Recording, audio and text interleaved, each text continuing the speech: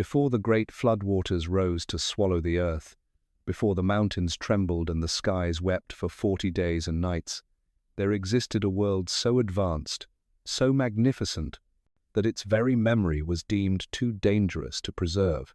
A civilization that built monuments reaching toward the heavens, mastered technologies we can barely comprehend today, and possessed knowledge that modern science is only now beginning to rediscover. But here's what they don't want you to know. Every ancient culture on Earth, separated by vast oceans and thousands of years, tells the exact same story. The Sumerians called it the time before the deluge. The Egyptians spoke of Zep Tepi, the first time. The Hindus described the Satya Yuga, a golden age when gods walked among men. The Maya recorded cycles of creation and destruction stretching back millions of years. Even the Bible speaks of giants in the earth, the Nephilim, who lived in the days before Noah. Coincidence? I don't think so. Tonight, as you settle in for another journey through the forgotten corridors of human history, I want you to imagine something. What if everything you've been taught about the dawn of civilization is wrong? What if humanity didn't slowly crawl from primitive caves to build the first 6,000 years ago? What if we cities just are not the first advanced civilization to walk this earth, but merely the latest in a long chain of rise and fall, creation and catastrophe? Now, before we dive into the deep waters of this mystery, let me be clear about something. What I'm about to share with you isn't just speculation or fantasy. We're going to examine real archaeological evidence, analyze ancient texts that have survived for millennia, and explore scientific discoveries that challenge everything we thought we knew about human history. By the end of this series, you'll have access to information that most people will never encounter in their lifetime, knowledge that certain institutions have worked very hard to keep from reaching the general public. But I'm getting ahead of myself. Let's start at the beginning, or rather, at what we've been told is the beginning. According to mainstream archaeology, human civilization began around 4000 BCE in Mesopotamia. Before that, we're told, our ancestors were simple hunter-gatherers, living in small tribes, struggling to survive with primitive stone tools. The story goes that around 10,000 years ago, humans discovered agriculture, and this led to the first permanent settlements. Then, gradually, over thousands of years, these settlements grew into cities, developed writing systems, built monuments, and created the complex societies we see in ancient Sumer, Egypt, and other early civilizations. It's a neat, linear progression, primitive to advanced, simple to complex, Stone Age to Bronze Age to Iron Age. The march of human progress, steady and predictable. But what if this story is incomplete? What if it's deliberately incomplete? The first crack in this narrative comes from the flood myths themselves. Over 500 cultures around the world have preserved stories of a great deluge that destroyed an earlier civilization. The details are remarkably consistent: a golden age of peace and prosperity, followed by moral corruption, divine judgment, and a catastrophic flood that wiped out nearly all life on Earth. Only a few righteous survivors escaped to repopulate the world. Now, skeptics will tell you these are just stories, myths created by primitive peoples trying to explain natural disasters they didn't understand. But here's the thing about myths. They often contain kernels of historical truth wrapped in symbolic language. And when the same story appears independently in cultures that had no contact with each other, separated by vast distances and thousands of years, we have to ask ourselves, could there be a common source? A shared memory of actual events?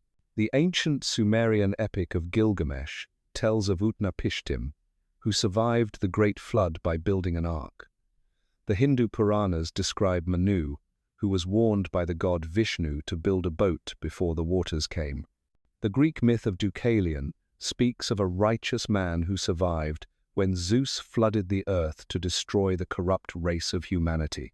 In China, the legend of Gunyu describes how the hero Yu tamed the Great Flood and established the foundations of Chinese civilization. These aren't just similar stories.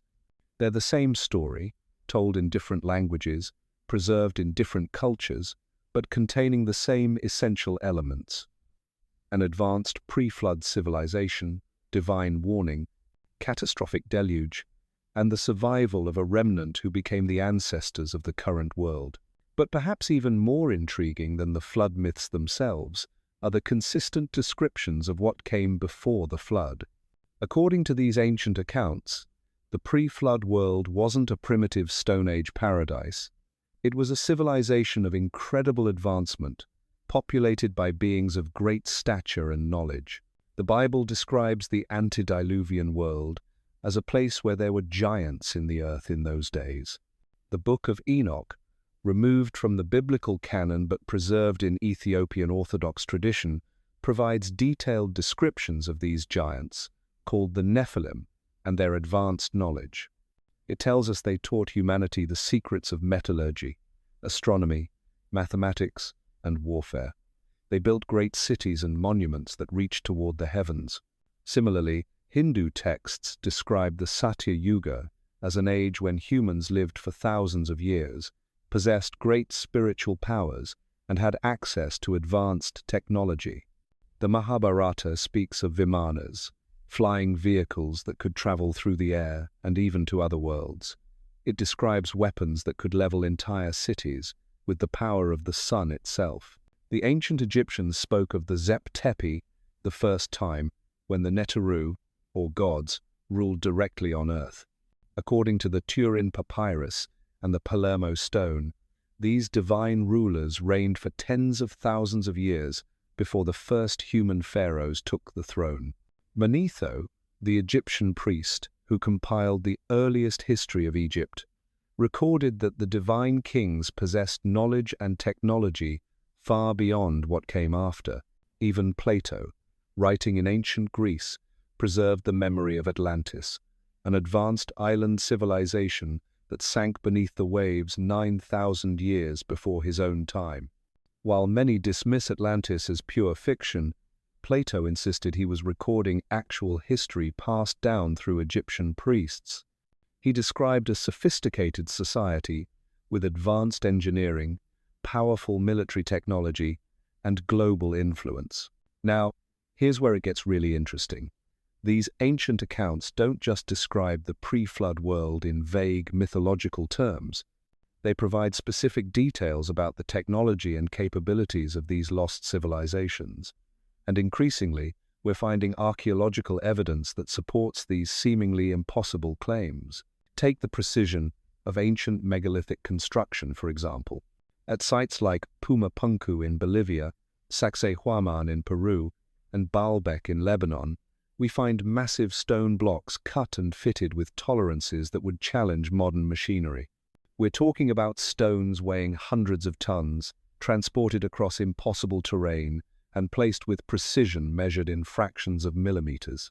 The official explanation is that these monuments were built by ancient peoples using nothing but copper tools, wooden rollers, and human labor. But engineers who have studied these sites remain baffled by the precision of the work. The joints between stones are so tight, you can't slip a piece of paper between them. The surfaces are polished to mirror-like smoothness. The angles are geometrically perfect. How did they do it? The ancient texts provide an answer that mainstream archaeology refuses to consider. They had access to advanced technology, knowledge, and possibly even assistance from non-human intelligences. But the evidence goes beyond impressive stonework. In 1900, Greek sponge divers discovered the Antikythera mechanism in a Roman-era shipwreck.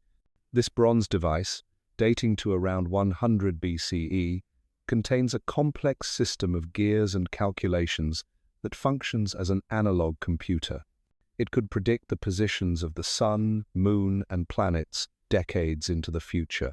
The level of mechanical sophistication wasn't matched again until the development of astronomical clocks in medieval Europe, over 1,000 years later. The discovery of the Antikythera mechanism forced archaeologists to acknowledge that the ancients possessed technological capabilities far beyond what the traditional timeline suggests. But rather than questioning the timeline itself, They treated it as an isolated anomaly, a one-off achievement that somehow emerged from nowhere and led to nothing. What if it wasn't an anomaly? What if it was a surviving fragment of pre-flood technology, preserved by chance in the depths of the Mediterranean? This possibility becomes even more compelling when we examine other out-of-place artifacts that have surfaced over the years. The Baghdad battery, a ceramic jar containing a copper cylinder and iron rod that appears to function as an electrochemical cell. The Dendera lamps, Egyptian temple reliefs that seem to depict electrical lighting systems. The Nazca lines, massive ground drawings in Peru that are only fully visible from the air. Each of these discoveries challenges our assumptions about ancient capabilities, and each one has been explained away, dismissed, or ignored by mainstream archaeology. Why? Because they don't fit the approved narrative of gradual human progress from primitive to advanced. But what if that narrative is wrong? What if human civilization is cyclical rather than linear? What if we've been here before, reached great heights, and fallen back into darkness, only to slowly climb again? This cyclical view of history appears in many ancient traditions. The Hindus describe 4 great ages, or yugas, that repeat in endless cycles. The ancient Greeks spoke of golden, silver, bronze, and iron ages, with humanity declining from an initial state of perfection. The Maya calculated vast cycles of time stretching back millions of years, with periodic resets and renewals. Even modern science has begun to acknowledge that Earth's history includes numerous catastrophic events that could have wiped out advanced civilizations.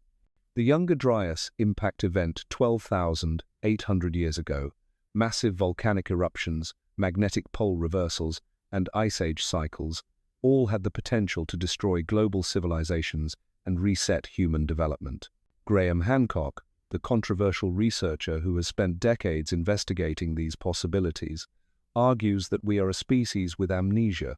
We've forgotten our own past, lost the memory of earlier achievements, and mistaken the slow recovery from global catastrophe for the first emergence of civilization. The evidence he presents is compelling. Göbekli Tepe in Turkey, officially dated to 11,500 years ago, features massive stone circles with intricate carvings that predate Stonehenge by over 6,000 years. The site was deliberately buried around 8,000 BCE, suggesting its builders wanted to preserve it for future discovery. Why would hunter-gatherers, supposedly just emerging from the Stone Age, create such sophisticated monuments and then carefully conceal them? The answer might lie in the flood traditions themselves. Many ancient accounts describe how the pre-flood civilization received warning of the coming catastrophe. Some prepared by building arks to preserve life. Others created time capsules, burying their knowledge and monuments to survive the deluge and provide guidance for future generations. Could sites like Göbekli Tepe be examples of this preservation effort? Ancient libraries encoded in stone, designed to survive global catastrophe and restart civilization when the time was right. The idea isn't as far-fetched as it might initially seem. We know that ancient peoples were capable of extraordinary feats of engineering and possessed sophisticated knowledge of astronomy, mathematics, and architecture. The Great Pyramid of Giza, for instance, incorporates mathematical constants like pi and phi into its proportions. Its internal chambers align with specific stars and constellations. Its construction required knowledge of the Earth's dimensions and properties that we supposedly didn't rediscover until modern times. How did the builders of the pyramids know these things? The traditional explanation is that they figured them out through careful observation and calculation over generations. But what if they inherited this knowledge from an earlier source? What if the wisdom of the pre-flood world was preserved and passed down through secret traditions? This brings us to another fascinating aspect of the pre-flood mystery, the role of secret knowledge and hidden teachings. Throughout history, certain groups have claimed to possess ancient wisdom that predates recorded civilization. The Egyptian priesthood, the Babylonian Magi, the Hebrew Kabbalists, and various mystery schools all maintain traditions of secret knowledge passed down from antediluvian times. These traditions often describe the pre-flood world in terms that sound remarkably like advanced technology when stripped of their symbolic language. References to divine fire that could power great works, celestial vehicles that could traverse vast distances, and weapons that could harness the forces of nature itself. The Emerald Tablet of Hermes Trismegistus speaks of principles that govern both earthly and celestial realms. The ancient Vedic texts describe cosmic cycles and the manipulation of fundamental forces. The Sumerian tablets tell of the Anunnaki, beings who came from the heavens and shared knowledge with early humans. Are these merely mythological metaphors, or could they be technological descriptions filtered through the limited vocabulary of ancient peoples? Consider this.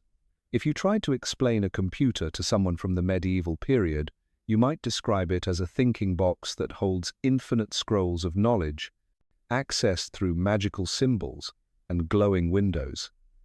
To them, it would sound supernatural, but we know it's technology. Could the same principle apply to ancient descriptions of pre-flood capabilities? The answer might lie hidden in plain sight, scattered across the globe in monuments and artifacts that don't fit our current understanding of human development. But there's something else, something even more profound, that connects all these mysteries together.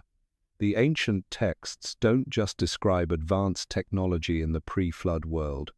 They describe something far more unsettling: genetic manipulation and hybrid beings. The Book of Enoch speaks of the Watchers, angels who descended from heaven and took human wives. Their offspring were giants, beings of immense size and power who dominated the earth. But the text goes further, describing how these Watchers taught humans forbidden knowledge, including what sounds remarkably like genetic engineering. They showed humans how to alter the natural order, to create new forms of life, to blur the boundaries between species. The Hindu Puranas tell similar stories of genetic experimentation in the pre-flood world. They describe beings who could take any form, who created hybrid creatures, and who manipulated the very essence of life itself. The Mahabharata speaks of warriors born from test tubes, of children created without normal conception, of beings who were part human and part something else entirely. Even the Bible hints at these disturbing possibilities. Genesis tells us that in the days before the flood, there was corruption in all flesh. Every living thing had been corrupted, not just morally, but physically. This wasn't simply about human wickedness. This was about something fundamental being wrong with the natural order itself. What if the flood wasn't just punishment for moral failure? What if it was a reset, a cleansing of genetic contamination that threatened the very fabric of life on Earth? This interpretation gains support from an unexpected source: modern genetic research. Scientists studying human DNA have discovered that our species experienced a severe population bottleneck sometime between 50,000 and 100,000 years ago. At some point, the human population was reduced to perhaps as few as 2,000 breeding pairs. Something catastrophic happened that nearly wiped us out completely. But here's the truly fascinating part. This genetic bottleneck doesn't match the timeline of any known natural disaster. It predates the major ice ages, volcanic eruptions, and asteroid impacts that we know extinction event it's about. Whatever caused this near knot in our official geological record, could this be genetic evidence of the Great Flood? Not necessarily the biblical flood of Noah's time, but an earlier, more devastating catastrophe that reset human civilization and erased most traces of what came before. The possibility becomes even more intriguing when we examine the distribution of certain genetic markers in modern human populations. There are genetic signatures that appear to have been introduced into the human genome relatively recently in evolutionary terms. Some geneticists have noted unusual patterns that don't fit normal models of human migration and evolution. Could these anomalies be remnants of the genetic experimentation described in ancient texts? Traces of hybridization that survived the Great Cleansing? I know this sounds like science fiction, but consider the rapid advancement of our own genetic technologies. We can now edit genes with precision, create hybrid organisms, and manipulate the fundamental code of life. If we can do this with just a few decades of modern science, what might a civilization with thousands of years of advanced development have achieved? The ancient texts suggest they achieved quite a lot. They describe beings of enormous size and strength, individuals who lived for hundreds or thousands of years, creatures that were part human and part something else. They speak of a time when the boundaries between species were fluid, when the natural order itself was subject to manipulation and change. But with great power came great corruption. The pre-flood world, according to these accounts, became a place of violence and perversion. The giants oppressed normal humans. Genetic boundaries were violated. The natural order was perverted beyond recognition. And finally, divine judgment fell in the form of a global catastrophe that wiped the slate clean. This brings us to one of the most controversial aspects of pre-flood research: the role of non-human intelligence. The ancient texts are remarkably consistent in describing the pre-flood world as a time when gods, angels, or advanced beings walked among humans. These entities are portrayed as the source of forbidden knowledge, the teachers of dangerous technologies, and ultimately the corruptors of the natural order. Modern UFO researchers have noted striking similarities between ancient descriptions of these beings and contemporary accounts of alien encounters. The physical descriptions often match: tall, pale beings with large eyes and advanced technology. The behavior patterns are similar: genetic experimentation, hybridization programs, and the sharing of advanced knowledge with select humans. Could the gods of the pre-flood world have been extraterrestrial visitors? Ancient astronaut theorists like Erich von Däniken and Zecharia Sitchin have argued exactly this point. They suggest that what ancient peoples interpreted as divine intervention was actually contact with advanced extraterrestrial civilizations. This theory would explain many of the mysteries we've discussed. The advanced technology described in ancient texts could have been alien technology. The genetic manipulation could have been alien experimentation. The rapid development of human civilization after the supposed Stone Age could have been the result of alien intervention and education. But there's another possibility, one that's even more unsettling. What if these beings weren't from other planets at all? What if they were from right here on Earth, representatives of a previous human civilization that had achieved such advanced development that they seemed godlike to later, less advanced humans? This interpretation suggests a cyclical view of human history where civilizations rise to incredible heights, achieve near godlike powers, become corrupted by that power, and are ultimately destroyed by natural or artificial catastrophes. The survivors regress to a primitive state and slowly rebuild, carrying only fragmented memories of the previous cycle. In this model, the gods of ancient mythology were actually the advanced humans of the previous cycle. Their technology seemed magical to primitive post-flood survivors. Their knowledge seemed divine.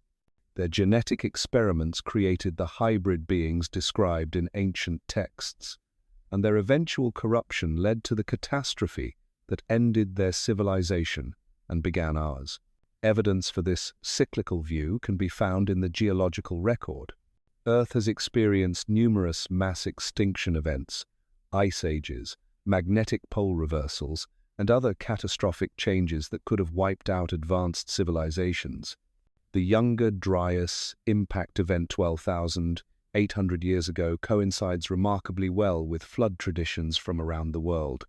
This cosmic impact would have caused massive climate change, flooding, and ecological collapse on a global scale.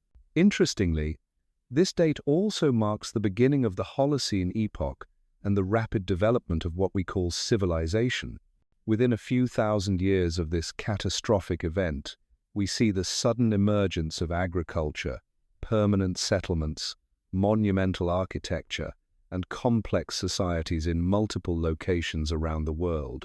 Traditional archaeology explains this as the natural progression of human development after the Ice Age ended. But what if it was actually the recovery phase of a much older cycle? What if the knowledge and techniques that seem to appear suddenly in places like Göbekli Tepe and early Sumer were actually remnants of pre-flood civilization, preserved by survivors and gradually reintroduced as conditions allowed? This would explain why so many early civilizations seem to emerge fully formed with sophisticated knowledge of astronomy, mathematics, engineering, and agriculture. Instead of developing these capabilities from scratch, they were rediscovering and rebuilding based on preserved knowledge from the previous cycle. It would also explain why ancient monuments like the pyramids, Stonehenge, and the megalithic sites of South America demonstrate engineering capabilities that seem to exceed what we would expect from newly emerging civilizations. These weren't the first attempts at monumental construction. They were recreations based on much older templates and techniques. The megalithic sites themselves might be attempts to recreate the great monuments of the pre-flood world, built by people who possessed fragments of the original knowledge but lacked the full technological capabilities of their predecessors. This would explain why these monuments seem so advanced, yet also somehow primitive, displaying incredible precision in some aspects while showing clear limitations in others. But if this cyclical view of history is correct, what does it mean for our own civilization? Are we approaching another peak, another point where our technology and power might lead to corruption and catastrophe? The parallels between ancient descriptions of pre-flood genetic manipulation and our current advances in biotechnology are striking. The accounts of pre-flood weapons that could harness the power of the sun itself sound remarkably similar to our nuclear arsenals. Could we be repeating the same cycle that has played out multiple times before in human history? Are we approaching another reset point where our own advancement might lead to our downfall? These are the questions that keep researchers up at night, poring over ancient texts and archaeological evidence, trying to piece together the true story of human history. Because if the pre-flood world really existed, if advanced civilizations have risen and fallen before, then we need to understand what went wrong. We need to learn from their mistakes before we repeat them. The evidence is scattered and fragmentary, hidden in myths and buried under layers of geological time. But it's there, waiting to be uncovered by those brave enough to challenge the accepted narrative and dig deeper into the mysteries of our forgotten past. The ancient Sumerian texts contain a curious detail that most scholars prefer to ignore. They describe the Anunnaki not just as gods who came from the heavens, but as beings who possessed what they called the tablets of destiny, devices that could control the very forces of nature itself. These weren't symbolic representations of divine power. The descriptions are technical, precise, almost like instruction manuals written in the language of mythology. Enki, the Sumerian god of wisdom and water, is said to have possessed the ability to command the elements through these mysterious tablets. The texts describe him raising mountains, diverting rivers, and even controlling weather patterns across vast regions. To modern readers, these sound like the fantasies of primitive peoples trying to explain natural phenomena they couldn't understand. But what if they weren't fantasies at all? What if they were technological manuals, preserved in the only way ancient peoples knew how to preserve complex information, through story and symbol? Consider the precision with which these ancient accounts describe environmental manipulation. The Epic of Gilgamesh doesn't just mention flooding. It provides specific details about water levels, duration, and geographic extent that match what geologists tell us would happen in a genuine global deluge. The Hindu Puranas don't just speak vaguely of great weapons, they describe blast effects, radiation sickness, and environmental contamination in terms that sound remarkably familiar to anyone who has studied nuclear warfare. These aren't the kind of details you would expect from purely mythological accounts. They read like after-action reports from people who witnessed these technologies in use. The Mahabharata provides perhaps the most detailed technical descriptions of all. It speaks of the Brahmastra, a weapon that could destroy entire armies with a single deployment. The text describes the effects in chilling detail: hair and nails falling out, pottery breaking without cause, birds turning white, and food becoming poisoned. The survivors are told to wash themselves and their equipment thoroughly to remove contamination. This isn't mythology. This is a description of radiation poisoning written thousands of years before we supposedly discovered atomic energy. But the Brahmastra wasn't the most powerful weapon in the pre-flood arsenal. The text describes something called the Narayanastra, a weapon so devastating that it could only be used once, and its deployment would affect the very fabric of reality itself. After its use, the texts say the natural laws themselves would be altered, making it impossible to use such weapons again. Could this be a description of what we might call a reality-altering device? Something that could manipulate the fundamental constants of physics themselves? The idea sounds impossible, but quantum physics has shown us that reality at its deepest level is far stranger and more malleable than our ancestors ever imagined. What's particularly intriguing is that these ancient accounts don't describe these technologies as magical or supernatural.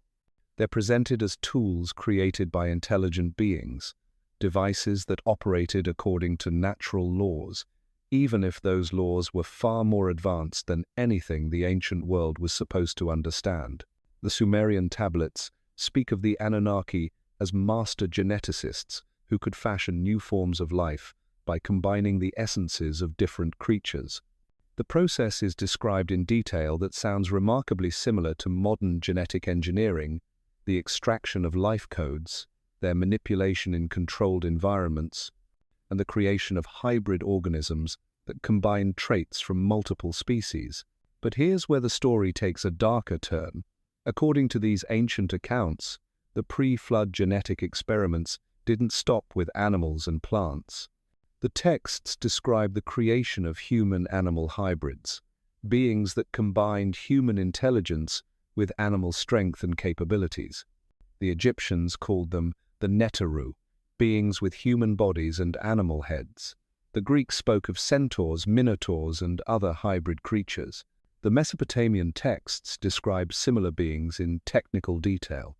Modern archaeology dismisses these as purely symbolic representations, metaphors for human psychological states, or tribal totems.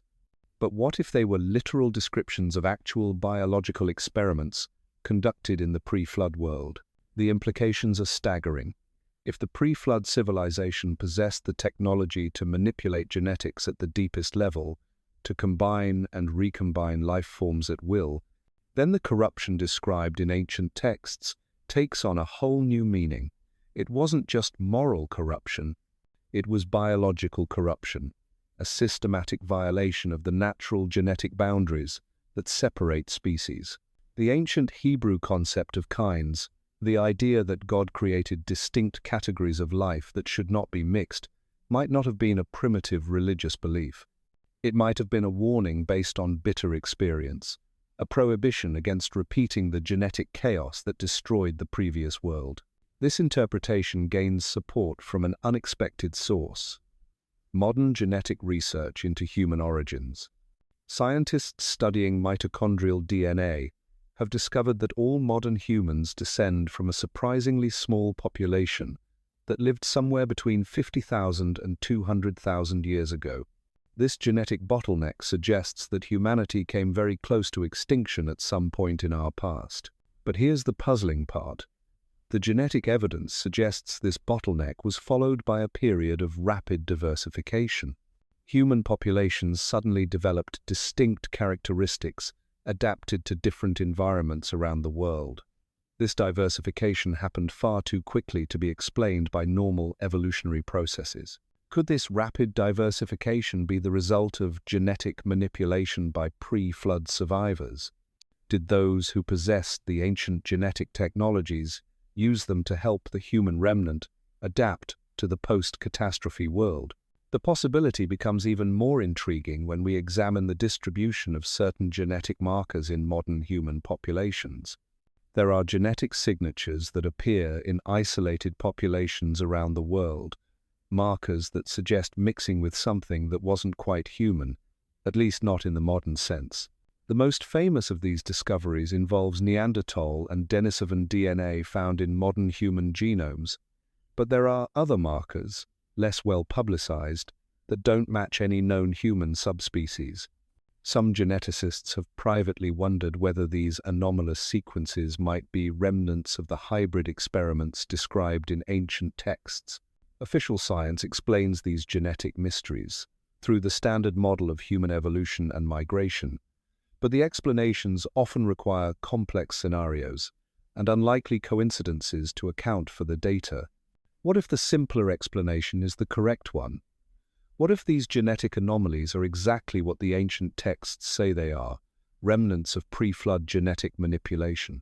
This brings us to one of the most controversial aspects of pre-flood research, the question of who or what was responsible for these advanced technologies. The ancient texts are consistent in describing non-human intelligences as the source of forbidden knowledge, but they disagree about the nature of these beings. Some traditions describe them as gods from the heavens, extraterrestrial visitors who shared their technology with primitive humans. Others portray them as fallen angels or rebellious spirits who violated divine law by interfering with the natural order. Still others present them as survivors from an even earlier cycle of civilization, being so advanced that they seemed godlike to less developed humans. Each interpretation has its adherents in modern research communities. Ancient astronaut theorists see clear evidence of extraterrestrial contact in the technical descriptions found in ancient texts. Religious scholars interpret the same accounts as spiritual metaphors about the corruption of divine order. Cyclical history researchers view them as garbled memories of previous human civilizations. But what if all three interpretations contain elements of truth? What if the pre-flood world was a complex society where multiple types of advanced beings interacted with baseline humans? The ancient texts don't describe a simple two-way relationship between gods and humans. They describe a complex hierarchy of different types of beings, each with their own agendas and capabilities. The Sumerian pantheon includes the Anunnaki, the Igigi, and various other classes of divine beings, each with different roles and powers. The biblical account mentions not just the Nephilim giants, but also the sons of God who were their fathers, and implies the existence of other non-human entities. The Hindu texts describe multiple levels of advanced beings, from the Devas and Asuras to the various categories of supernatural entities that populated the pre-flood world. What if the pre-flood civilization was actually a multi-species society? A complex hierarchy where advanced extraterrestrial visitors worked alongside the survivors of previous human civilizations, and together they conducted genetic experiments and technological development that ultimately led to catastrophic consequences. This would explain the conflicting descriptions in ancient accounts. Different human populations might have interacted primarily with different types of advanced beings, leading to varied mythological traditions that emphasize different aspects of the same basic reality. It would also explain why the pre-flood world is consistently described as a place of both incredible advancement and terrible corruption. Multiple competing factions of advanced beings, each pursuing their own agendas, might have created an unstable situation where technological power outpaced wisdom and restraint. The genetic evidence supports this multi-source hypothesis. Modern human DNA contains not just the mysterious markers we've discussed, but also clear evidence of mixing with multiple unknown populations at different points in our history. It's as if our genome is a palimpsest, a document that has been written on, erased, and written on again multiple times, leaving traces of each layer of information. But perhaps the most compelling evidence for the reality of pre-flood civilization comes from a source that mainstream archaeology has been reluctant to acknowledge: the ocean floor itself. Over 70% of Earth's surface is covered by water, and much of the ocean floor remains unexplored. If advanced civilizations existed before the Great Flood, Their remains would now lie beneath hundreds of feet of water and sediment. Recent advances in deep-sea exploration technology have begun to reveal what lies hidden beneath the waves. Sonar mapping has identified massive geometric structures on the ocean floor that don't match any known geological formations. These structures display the kind of regularity and precision that suggests artificial construction. Off the coast of Japan, the Yonaguni monument presents a particularly intriguing case.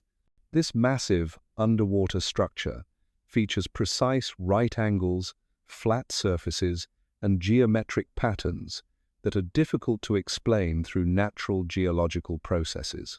While some geologists argue it could be a natural formation shaped by erosion, others point out that the precision and complexity of the structure suggest artificial construction.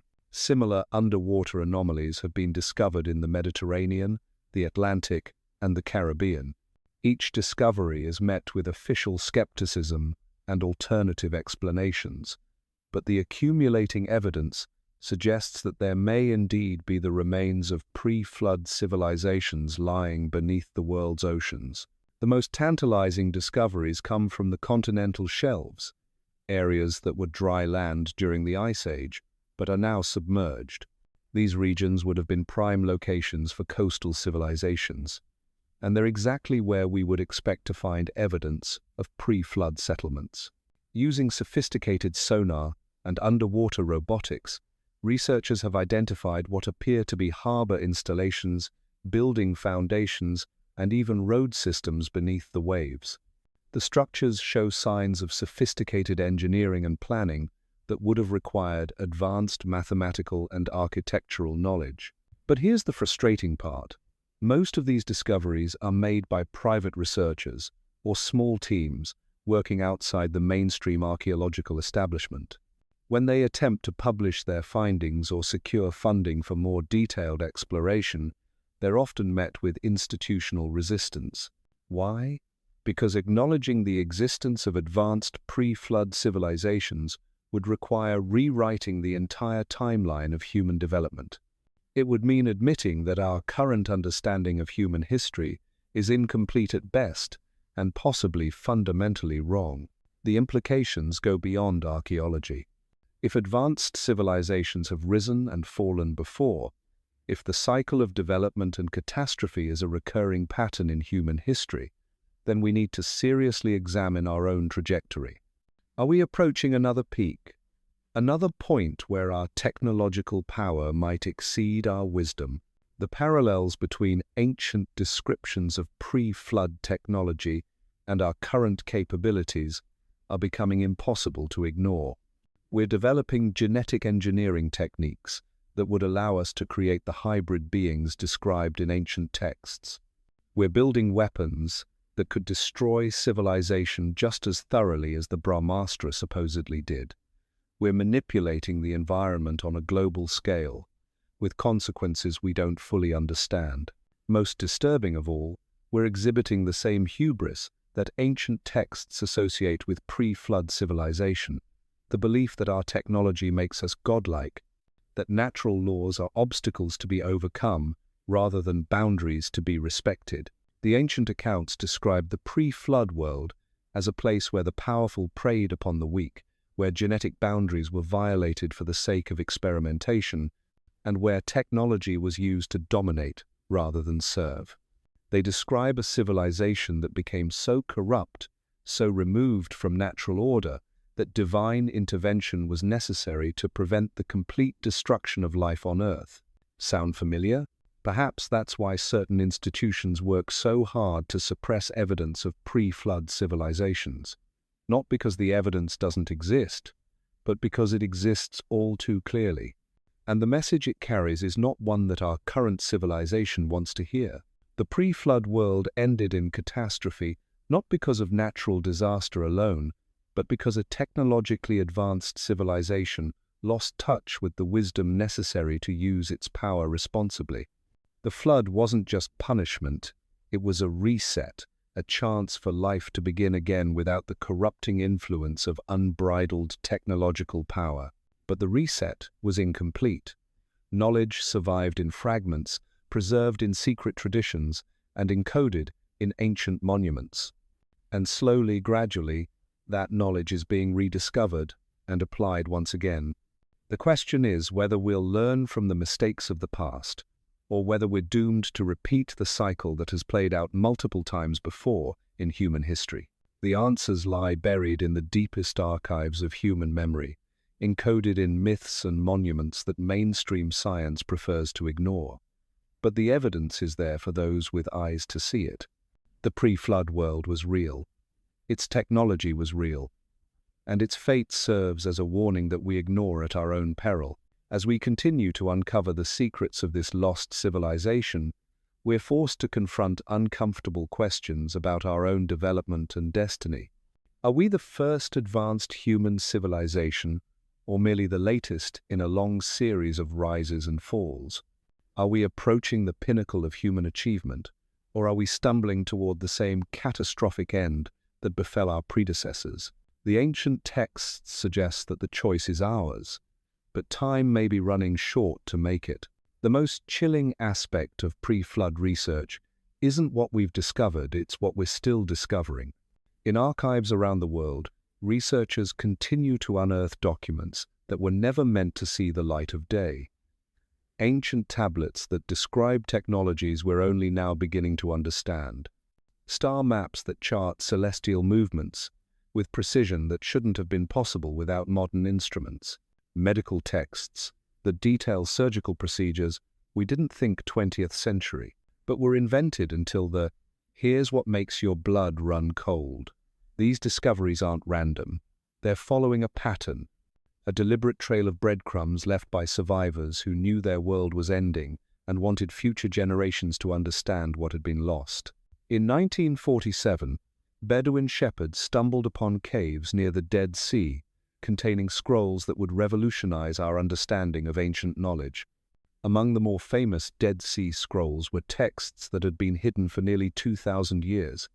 But buried deeper in those caves were fragments of something else, entirely documents that describe the pre-flood world in technical detail that mainstream archaeology still refuses to acknowledge. These fragments, catalogued but never fully translated for public consumption, describe machines that could harness the power of lightning itself. They speak of vessels that could travel beneath the waves for months at a time. Most disturbing of all, they detail the process by which the sons of heaven created new forms of life, by combining the essences of different creatures. The Vatican acquired many of these fragments in the 1952, and they've remained in private archives ever since. When researchers request access, they're told the documents are too fragile for examination, or that they lack proper authentication. But leaked photographs suggest these texts contain diagrams, technical blueprints that show mechanical devices of incredible sophistication. One particular fragment describes what appears to be a power generation system based on crystalline structures. The text explains how certain types of crystal could be arranged in geometric patterns to capture and amplify natural electromagnetic fields. The resulting energy could power entire cities or, if weaponized, level mountains. This isn't fantasy. Modern physics tells us that crystals do indeed have unique electromagnetic properties. Quartz crystals are essential components in our most advanced electronic devices. Silicon crystals form the basis of computer technology. We're only now beginning to understand how crystal matrices might be used to manipulate electromagnetic fields in ways that could revolutionize energy production. But according to these ancient fragments, this technology was already mastered in the pre-flood world. The great monuments of antiquity, the pyramids, Stonehenge, the megalithic sites scattered across every continent, weren't just temples or tombs. They were power plants, designed to harness and direct electromagnetic energy on a massive scale. This explains something that has puzzled researchers for decades. Why so many ancient monuments are built from specific types of stone that have unusual electromagnetic properties. The granite used in the Great Pyramid contains high levels of quartz crystal. The blue stones of Stonehenge were transported hundreds of miles, despite the availability of suitable building materials nearby, because of their unique acoustic and electromagnetic characteristics. The monuments weren't just impressive displays of engineering skill. They were functional devices, components in a global energy grid that powered pre-flood civilization. But here's where the story takes an even darker turn. The same ancient fragments that describe this crystalline technology also warn about its dangers. They speak of resonance cascades that could tear apart the very fabric of the Earth itself. They describe how the misuse of these energies could trigger massive geological upheavals, earthquakes, volcanic eruptions, and even the shifting of continents themselves. The pre-flood world didn't just end in a flood, it ended because their own technology turned against them. The same crystalline energy systems that powered their civilization ultimately became the instruments of its destruction. Modern seismologists have discovered evidence of massive geological upheavals that occurred roughly 12,000 years ago, right at the boundary between the Ice Age and the current geological epoch. These weren't gradual changes caused by natural climate shifts. They were sudden, catastrophic events that reshaped the Earth's surface in a matter of decades. The channeled scablands in Washington state show clear evidence of massive flooding that carved out entire river valleys in a matter of days or weeks. Similar formations exist on every continent, suggesting that the Great Flood described in ancient texts wasn't just a local phenomenon in the Middle East. It was a global catastrophe that affected the entire planet simultaneously. But floods alone couldn't account for all the geological evidence. There are signs of massive crustal displacement, areas where the Earth's surface shifted hundreds of miles in a very short time. There are impact craters that suggest multiple asteroid or comet strikes occurring within the same narrow time window. Most disturbing of all, there are regions where the magnetic orientation of rocks indicates that the Earth's magnetic field itself shifted during this period. Could this be evidence of technological warfare on a scale we can barely comprehend? The ancient texts speak of weapons that could move mountains and shake the foundations of the Earth. If the pre-flood civilization possessed technology capable of manipulating electromagnetic and gravitational fields, the misuse of such power could indeed have triggered the kind of global catastrophe described in flood myths. The Hindu Puranas describe the final war of the pre-flood age in terms that sound remarkably like descriptions of modern warfare, but scaled up to planetary proportions. They speak of weapons that could boil the oceans, crack continents, and even knock planets out of their orbits. These aren't the exaggerations of primitive storytellers. They're the terrified memories of survivors trying to describe forces beyond their comprehension. But perhaps the most unsettling discovery comes from ice core samples taken from Antarctica and Greenland. These cores preserve a record of Earth's atmosphere, going back hundreds of thousands of years. And buried in the ice layers corresponding to the end of the Ice Age are chemical signatures that shouldn't exist naturally. There are isotopes that can only be produced by nuclear fission. There are atmospheric compositions that suggest massive industrial activity, followed by sudden collapse. Most puzzling of all, there are traces of artificial elements, materials that don't occur in nature and can only be created through advanced atomic manipulation. The official explanation is that these anomalies result from natural processes we don't fully understand, or from contamination by modern industrial activity, but the concentrations are too high and the distribution too widespread to be explained by contamination, and there are no known natural processes that could produce these isotopic signatures. What we're looking at may be the atmospheric residue of pre-flood industrial civilization, chemical evidence preserved in ice that proves advanced technology existed on Earth thousands of years before we supposedly developed it. This evidence is so compelling that certain government agencies have classified much of the ice core data as sensitive. Researchers who want to study these particular layers must obtain special clearances and agree to restrictions on what they can publish. The stated reason is national security. But what national security concerns could possibly be raised by studying ancient ice? Unless, of course, that ice contains evidence that would force us to completely reconsider human history and our place in it. The implications go far beyond academic curiosity.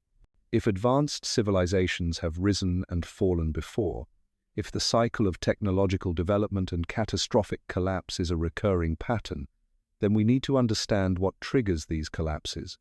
We need to identify the warning signs and learn from the mistakes of the past. But there are powerful interests that don't want us to have this knowledge. Industries built on the assumption of linear human progress. Institutions whose authority depends on controlling the narrative of human development. Political systems that require us to believe we're at the pinnacle of human achievement. If people understood that we're not the first advanced civilization, if they realized that technology alone doesn't guarantee survival, if they learned that previous civilizations fell because they lost touch with natural wisdom and moral restraint, well, that might lead to uncomfortable questions about our own trajectory. So the evidence remains buried in classified archives and private collections. The fragments of pre-flood knowledge are dismissed as mythology or misinterpretation. The physical evidence is explained away or simply ignored, and the cycle continues, with each new generation convinced they're the first to achieve such heights of technological power. But the knowledge survives in hidden places, preserved by secret societies and mystery schools that trace their origins back to the survivors of the Great Catastrophe. These groups have maintained the ancient wisdom not as academic curiosity, but as practical necessity. They understand that the same forces that destroyed the pre-flood world are building again in our own time. The Freemasons speak of the craft that was practiced by the builders of Solomon's temple, but their deeper teachings reference knowledge that goes back much further to the master builders of the pre-flood age, who understood how to work with the fundamental forces of creation itself. The Rosicrucians claim to possess the accumulated wisdom of ancient Egypt, but their texts hint at sources that predate Egyptian civilization by thousands of years. They speak of the invisible college of initiated masters who have preserved the sacred sciences through multiple cycles of civilization. Even within mainstream religions, there are esoteric traditions that acknowledge pre-flood origins. The Jewish Kabbalah describes the tree of life as a diagram of cosmic forces that was first revealed to Adam in the Garden of Eden. Christian Gnosticism speaks of hidden gospels that contain the secret teachings Jesus gave to his inner circle, teachings that supposedly derived from pre-flood wisdom preserved by the patriarchs. These traditions share certain common elements that suggest a unified source. They all emphasize the interconnectedness of all existence, the power of consciousness to shape reality, and the responsibility that comes with advanced knowledge. They warn against the dangers of pursuing power without wisdom, technology without ethics, knowledge without love. Most importantly, they all speak of a coming time when the hidden knowledge will be revealed again, when humanity will face the same choices that confronted the pre-flood civilization. They describe this as a time of great testing, when the accumulated power of human technology will force us to choose between wisdom and destruction, between service to life and service to self. According to these traditions, we are living in that time now. The signs they describe: the rapid advancement of technology, the breakdown of natural boundaries, the concentration of power in the hands of the few, the corruption of genetic integrity, all of these are present in our world today. The question is whether we'll learn from the fate of the pre-flood world or repeat its mistakes. The ancient wisdom traditions suggest that the choice is not predetermined. The cycle can be broken, but only through conscious effort to integrate technological power with spiritual wisdom. This is why the suppression of pre-flood evidence is so dangerous. By denying us access to the full story of human history, by keeping us ignorant of the mistakes of the past, those who control the narrative make it more likely that we'll repeat those mistakes. The pre-flood civilization fell not because they lacked power, but because they lacked the wisdom to use that power responsibly. They developed technologies that could manipulate matter and energy at the most fundamental levels, But they lost sight of the ethical principles that should govern such capabilities. They became intoxicated by their own power, and forgot that they were part of a larger web of existence that included responsibilities as well as capabilities. The result was catastrophic collapse that set back human development by thousands of years. But it wasn't the end of the story. Life survived. Knowledge survived. And slowly, gradually, the climb back to technological advancement began again. We're approaching the same peak now, facing the same choices, wielding the same dangerous powers. The question is whether this time will be different. Whether this time we'll have the wisdom to handle the power we've accumulated. The answer may depend on whether we can recover the full story of what came before, including the parts that certain interests would prefer to keep hidden. Because only by understanding the complete cycle can we hope to break free from it. The secrets of the pre-flood world aren't just academic curiosities, they're survival instructions, left by those who went before us as a warning and a guide. But first, we have to be brave enough to dig them up, and wise enough to understand what they're trying to tell us. And time, as the ancient texts remind us, may be running shorter than we think.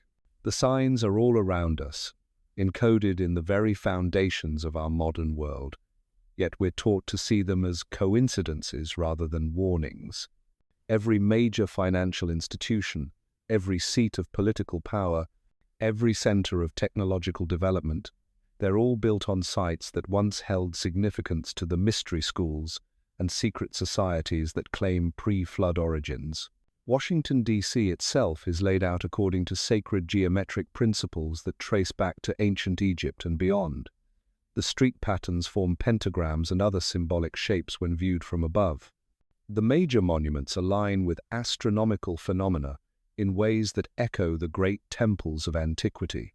This isn't accidental urban planning, it's the deliberate encoding of ancient knowledge into the very architecture of modern power. The same pattern repeats in London, where the financial district occupies ground that was sacred to pre-Roman cultures. In New York, where the major banking houses cluster around areas that Native Americans considered spiritually significant. In Geneva, where international organizations make decisions that affect the entire planet from buildings constructed on sites that were important to pre-Christian mystery cults. These aren't coincidences. They're evidence of a continuity of knowledge and purpose that stretches back through recorded history to the pre-flood world itself.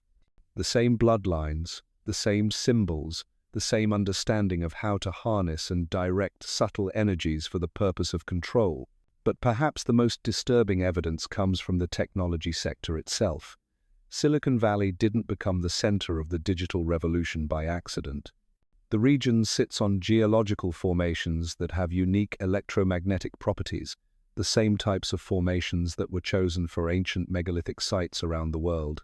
The early pioneers of computer technology often spoke of receiving inspiration from sources they couldn't explain. Tesla himself claimed that his inventions came to him in visions, complete and perfect, as if he were remembering rather than inventing. Similar accounts come from the developers of transistors, integrated circuits, and even the internet itself. What if these weren't moments of individual genius, but instances of ancient knowledge surfacing through individuals who had somehow connected with the preserved wisdom of the pre-flood world? What if the rapid advancement of technology over the past century isn't the result of normal human development, but the systematic rediscovery of capabilities that once existed before? The timeline certainly supports this interpretation. For thousands of years, human technology advanced slowly and incrementally. Then, beginning in the late 19th century, the pace of development suddenly accelerated exponentially. Within the span of a few generations, we went from horse-drawn carriages to space travel, from mechanical calculation to artificial intelligence. This acceleration coincides with the establishment of certain secret societies and research institutions that claimed access to ancient wisdom.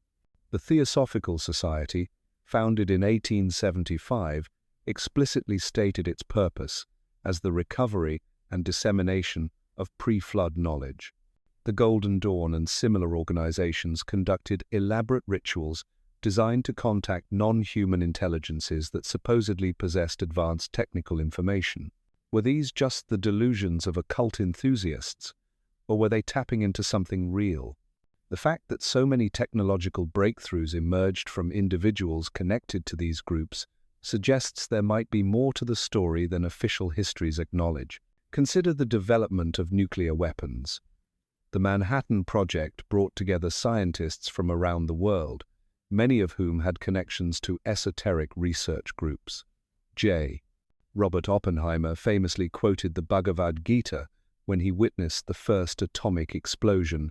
"Now I am become death, destroyer of worlds." But his connection to ancient Sanskrit texts went deeper than that single quote. He had studied Hindu and Buddhist philosophy extensively, and often spoke of feeling that he was rediscovering rather than discovering the principles of atomic energy. The ancient texts themselves describe weapons remarkably similar to nuclear devices. The Mahabharata's description of the Brahmastra includes details about radiation effects that weren't officially discovered until the 20th century. The timing of these discoveries, following centuries of interest in ancient texts among certain elite groups, raises uncomfortable questions about the sources of our technological advancement. But nuclear weapons are just the beginning. Our current research into genetic engineering, artificial intelligence, and consciousness manipulation mirrors exactly the technologies described in pre-flood accounts. We're developing the same capabilities that supposedly led to the corruption and destruction of the previous cycle. Genetic engineering today has advanced to the point where we can create hybrid organisms that combine traits from multiple species, exactly what the ancient texts describe as one of the primary corruptions of the pre-flood world. We're manipulating the genetic code itself, crossing boundaries that natural evolution maintained for millions of years. The stated goals of this research are noble: curing disease, ending hunger, enhancing human capabilities. But the same techniques that could eliminate genetic disorders could also create enhanced soldiers, designer children, and ultimately the kind of human-animal hybrids that ancient texts describe as abominations. More disturbing still is the research into artificial intelligence and machine consciousness. We're creating entities that may soon possess capabilities that exceed human intelligence in every measurable way. The ancient texts warn that one of the great corruptions of the pre-flood world involved the creation of artificial beings that eventually turned against their creators. Are we recreating the same scenario? The developers of AI systems often speak of their creations in terms that echo ancient descriptions of artificial beings. They talk about emergent behaviors, unexpected capabilities, and the possibility that these systems might develop goals that conflict with human welfare. Some researchers have even begun to wonder whether advanced AI might be capable of contacting non-human intelligences, the same entities that ancient texts describe as the sources of forbidden knowledge in the pre-flood world. If these intelligences still exist, if they're still seeking to influence human development, then our most advanced technologies might become channels for their return to active involvement in human affairs. The parallels become even more unsettling when we examine the social and environmental conditions of our current world. Ancient accounts describe the pre-flood civilization as a place of extreme inequality, where a small elite possessed godlike power, while the majority lived in subjugation. Sound familiar? Today, a handful of individuals control more wealth than half the world's population combined. These same individuals are investing heavily in life extension technologies, genetic enhancement, and even plans to upload their consciousness into artificial systems that could theoretically grant them immortality.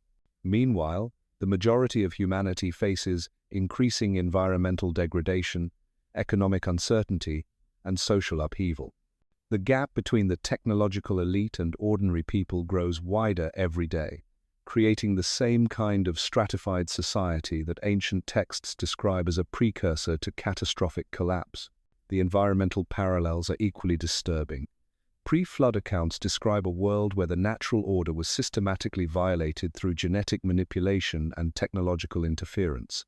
Today, we're seeing similar violations on a global scale: climate change, mass extinctions, the pollution of air, water, and soil with artificial chemicals that don't break down naturally. We're conducting planetary-scale experiments with consequences we don't fully understand.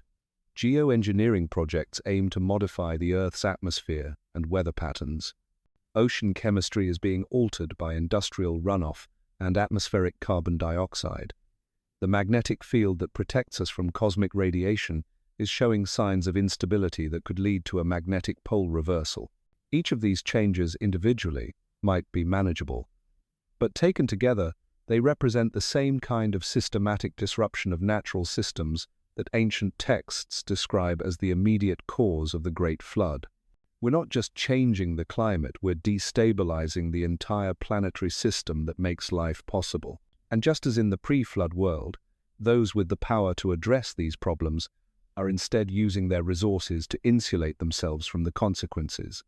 They're building underground bunkers, buying property in remote locations, and developing technologies that would allow them to survive even a complete collapse of civilization. The ancient texts describe exactly this scenario. The elite of the pre-flood world knew catastrophe was coming, but instead of preventing it, they focused on preserving themselves and their knowledge through the coming Dark Age. They built sealed chambers, created time capsules, and established hidden refuges where they could wait out the collapse and emerge to rebuild when conditions improved. Are we witnessing the same pattern today? The proliferation of doomsday bunkers, seed vaults, and digital archives suggests that those with access to the deepest levels of information believe catastrophic change is not just possible, but probable. But there's another element to consider, one that the ancient texts present as the most dangerous aspect of pre-flood corruption: the spiritual dimension. According to these accounts, the pre-flood elite didn't just possess advanced technology, they used that technology to contact and form alliances with non-human intelligences that offered even greater power in exchange for worship and obedience. These entities, described variously as fallen angels, demons, or extraterrestrial beings, provided knowledge that allowed the pre-flood civilization to transcend normal human limitations. But this knowledge came with a price: the gradual surrender of human autonomy and the corruption of human nature itself. Today, we see increasing interest among the technological elite in practices that echo these ancient alliances. Silicon Valley executives participate in ayahuasca ceremonies and other consciousness-altering rituals. Tech companies invest in research into telepathy, remote viewing, and other psychic phenomena. There's growing interest in the possibility of contacting extraterrestrial intelligences through advanced communication technologies. The evidence lies scattered across time like fragments of a shattered mirror, each piece reflecting glimpses of a truth too vast and terrible for any single mind to comprehend. From the flooded ruins beneath our oceans to the genetic anomalies hidden in our own DNA, from the impossible precision of ancient monuments to the technological descriptions preserved in myth and legend, the message remains consistent. We have been here before. The pre-flood world was not a primitive paradise destroyed by divine wrath. It was a technologically advanced civilization that pushed the boundaries of knowledge and power until those boundaries pushed back. They mastered genetics, manipulated matter and energy at fundamental levels, and ultimately created the conditions for their own destruction. The Great Flood was not punishment, it was consequence. The natural result of a species that gained godlike power without godlike wisdom. And now, as we stand at the threshold of our own technological singularity, as we develop the same dangerous capabilities that doomed our predecessors, the ancient warnings echo across the millennia with terrifying relevance. We are genetically engineering hybrid organisms. We are building weapons that could remake the very fabric of reality. We are creating artificial intelligences that may soon surpass their creators. We are manipulating the planetary environment on a scale that could trigger catastrophic instability. Most disturbing of all, We are exhibiting the same hubris, the same willful blindness to consequence that the ancient texts associate with the final days of the pre-flood age. We believe our technology makes us masters of nature rather than part of it. We pursue power without wisdom, knowledge without responsibility, progress without purpose. The cycle is completing itself. The question that remains is whether this time will be different. Whether we can learn from the mistakes encoded in our oldest stories and break free from the pattern that has repeated itself throughout human history. The choice, as always, is ours. But the window for making that choice grows narrower with each passing day. The secrets of the pre-flood world are not just historical curiosities. They are a roadmap both to the heights we might achieve and to the abyss we might fall into if we're not careful. The ancients left us these warnings for a reason. The question is whether we're wise enough to heed them, or whether we're doomed to become another cautionary tale for whatever civilization rises from our ashes. Time will tell. But time, as the flood myths remind us, has a way of running out when we least expect it.